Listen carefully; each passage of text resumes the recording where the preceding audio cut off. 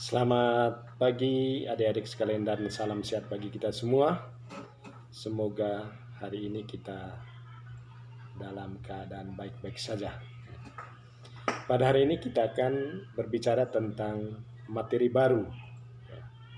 Materi yang kedua setelah kita berbicara tentang pengendalian perilaku menyimpang, sekarang kita berbicara tentang pengendalian sosial.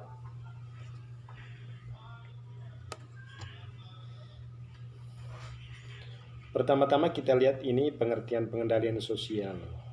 Jadi kalau sudah ada perilaku menyimpang, maka sekarang saatnya kita berbicara tentang bagaimana perilaku menyimpang itu dikendalikan supaya nanti individu atau kelompok masyarakat yang melakukan tindakan menyimpang itu akan kembali ke jalan yang baik dan benar.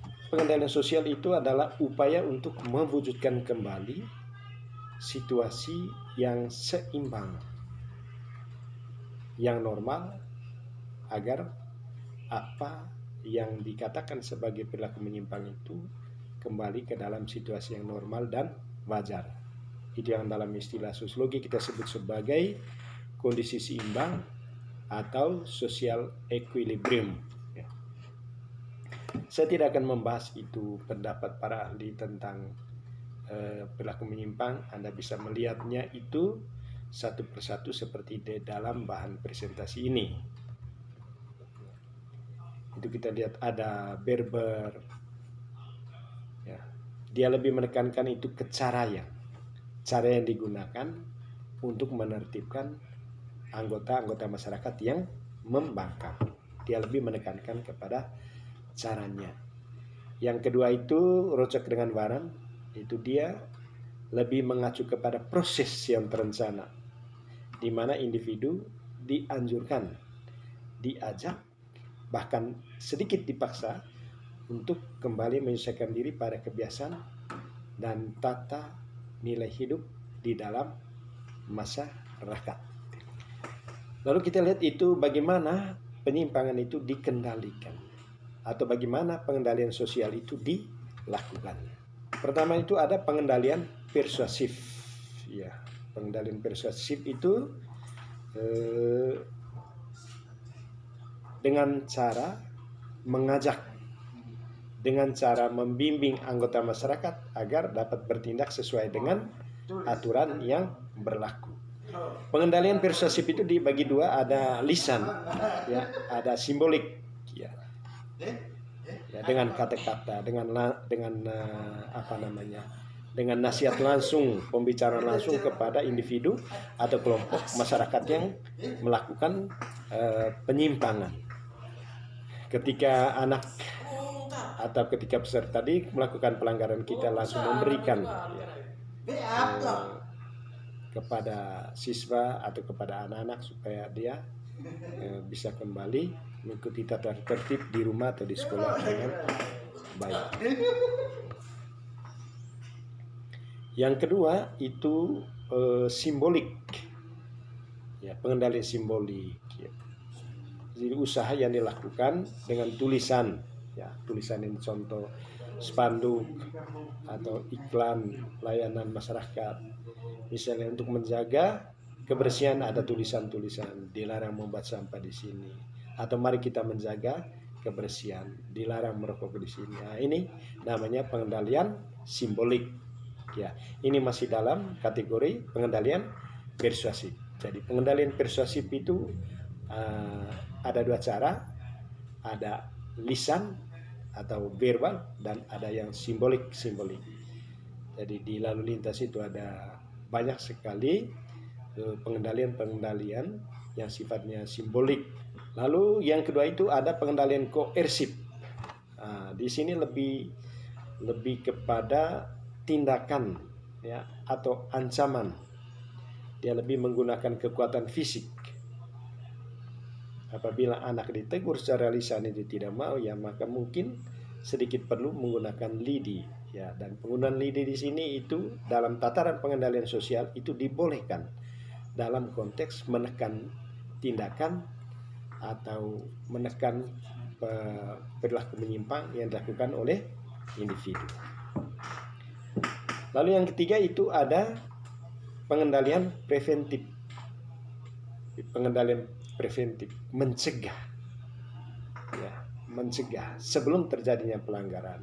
Ada usaha yang dilakukan untuk mencegah terjadinya perilaku menyimpang agar sesuai dengan tujuan atau aturan di dalam masyarakat. Jadi sebelum anak itu terlibat di dalam minum minuman keras, maka kita memberikan penjelasan atau sosialisasi, dan sosialisasi ini itu salah satu bentuk dari tindakan pengendalian preventif sebelum terjadinya peristiwa minum minuman keras. Lalu yang kedua itu ada pengendalian represif.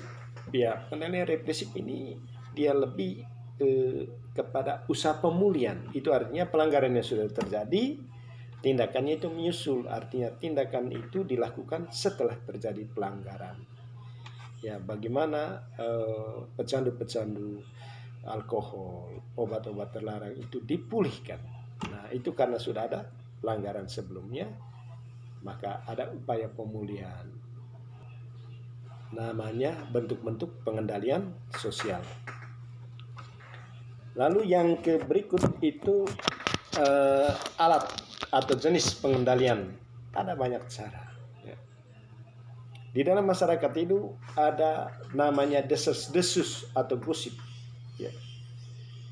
Kita sendiri tahu bahwa gosip itu adalah kabar, ya, kabar atau cerita yang faktanya itu belum tentu terjadi atau belum tentu benar. Tapi dalam konteks pengendalian sosial, desas-desus atau gosip ini bisa dipakai sebagai bentuk pengendalian pada tataran yang ringan. Ya. Mungkin dengan kita melemparkan isu atau gosip, maka bentuk penyimpangan itu dikurangi atau berkurang atau bisa dikendalikan. Itu. Yang berikut itu teguran. Ya, ini biasa. Peringatan kepada seorang melakukan penyimpangan. Terlambat masuk rumah, terlalu larut pergi pesiar, ya, diberi teguran oleh orang tua. Terlambat masuk sekolah, diberi teguran oleh guru, diberi teguran oleh kelas. Ya. Yang ketiga itu sosialisasi.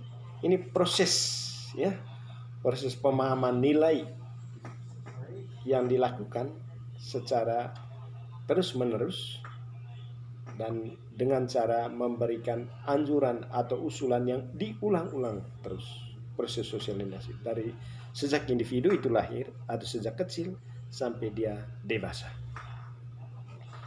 Ada juga alat atau jenis pengendalian sosial itu dalam bentuk tekanan sosial. Ya, tekanan sosial ini ya berupa sanksi-sanksi yang diberikan kepada individu yang melakukan penyimpangan. Sanksi-sanksi. Pelanggaran ringan ya sanksinya disesuaikan dengan bentuk penyimpangannya. Lalu yang berikut penyimpangan yang berat ya disesuaikan dengan ini. Tentu beda, ya, beda hukuman antara orang yang maki dengan orang yang membunuh.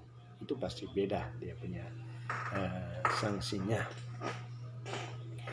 Lalu yang kelima itu hukuman. Ini menjatuhkan sanksi bersifat positif, ya, berupa imbalan, sedangkan sanksi bersifat negatif. Ya, jadi ada juga sanksi reward dan ada sanksi punishment, ya, ada sanksi punishment. Jadi ada sanksi yang kita beri penghargaan, jadi ada sanksi yang kita sebut sebagai punishment. Jadi hukuman di sini ada dua bentuknya, ada bersifat reward atau penghargaan. Contoh, mereka yang berprestasi kita beri penghargaan, mereka yang juara-juara lomba kita beri penghargaan, mereka punya kelebihan-kelebihan tertentu ya kita beri penghargaan. Nah, inilah yang dimasukkan alat pengendalian sosial supaya mereka yang berprestasi ini memberikan semangat atau memberikan motivasi bagi yang lain supaya nanti mereka bisa berprestasi dengan cara yang sama atau cara yang berbeda. Sedangkan hukuman tadi itu atau punishment itu lebih kepada usaha yang dilakukan untuk mengurangi pelanggaran, sehingga nanti individu tidak akan mengulang lagi bentuk pelanggaran yang dibuat di tengah masyarakat.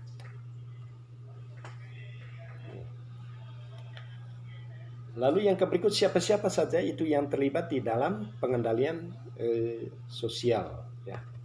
Dengan kita lain itu lembaga-lembaga yang dipercayakan untuk mengendalikan perilaku menyimpang ini, ya. Negara ini sudah mengakui yang paling pertama itu ada lembaga kepolisian.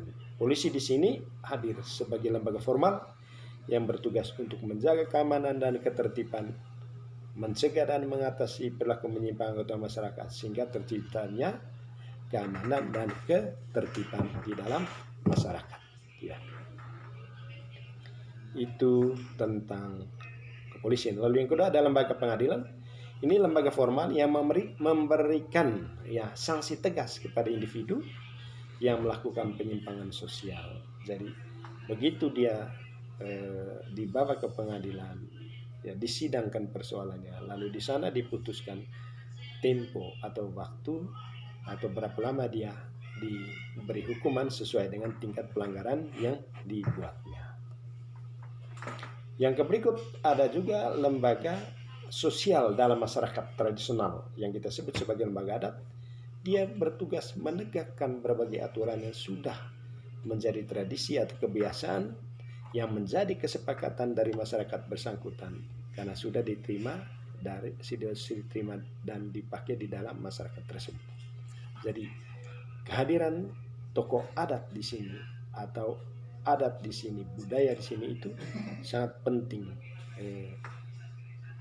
demi mengendalikan situasi di dalam masyarakat.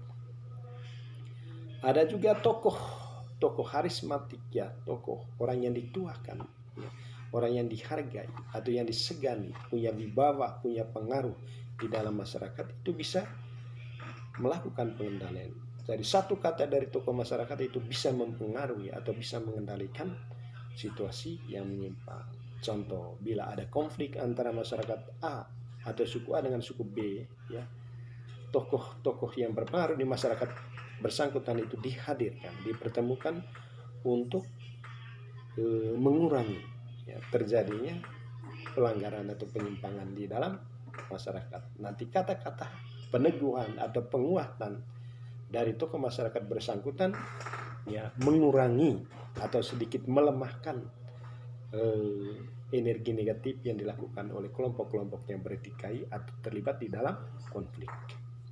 Demikian dulu pertemuan kita pada hari ini. Lalu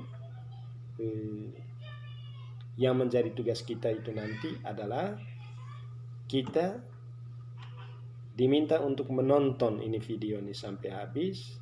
Jangan lupa like, ya. Jangan lupa komen dan subscribe. Terima kasih. Selamat siang dan sampai jumpa.